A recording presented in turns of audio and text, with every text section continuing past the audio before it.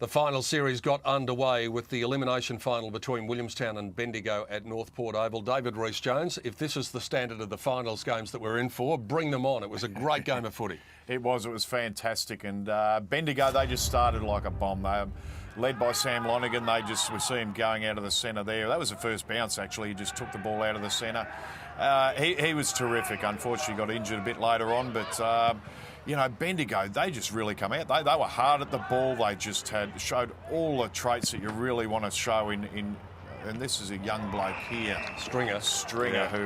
Who he showed a bit today, and he's going to be on the radar of all the AFL scouts come the draft time, and the tips are he's going to be picked up pretty high in the draft. Well, you talked about Lonergan. Not only did he get a fair bit of the footy in the first quarter, he kicked a couple of goals. He is one of them. And so his loss came as a bitter blow at quarter time. Bendigo led by 20 points at quarter time. Williamstown was goalless. They kicked 2 behinds in the first quarter.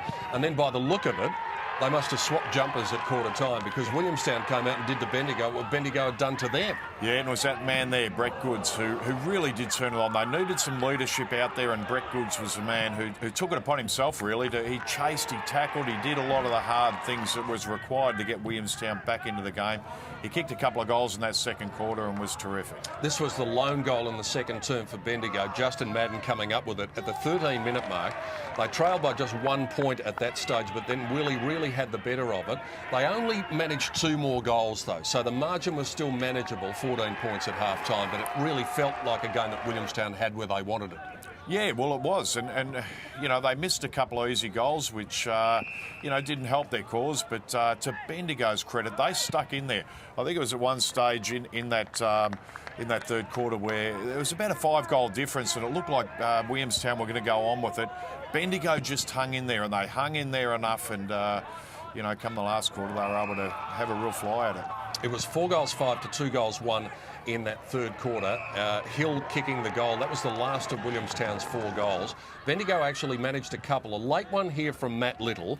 Got the margin back to 30 points at 3-quarter time, but still it looked very unlikely with the way that the momentum of the game was going. It certainly looked as though Williamstown were in the driver's seat. Yeah, and look, they come in with a lot better form into this game, but finals footy is all about having a go and just never saying die and never giving up. And that's what Bendigo did. To their credit, they fought this match right out. You know, at one stage it looked like they were going to pinch this win, but you know, they run out of legs. It was a warmish day, and they just battled out so hard. That was just a poor kick in, and this is the kick that really sealed it. And brave effort by Bendigo, but Williamstown goes for it. And you could see from the reaction of the Williamstown players, they thought it was going to be enough. It turned out to be enough. So that turnover with Vez Premi kicking the last goal of the game sees Williamstown live to fight another day.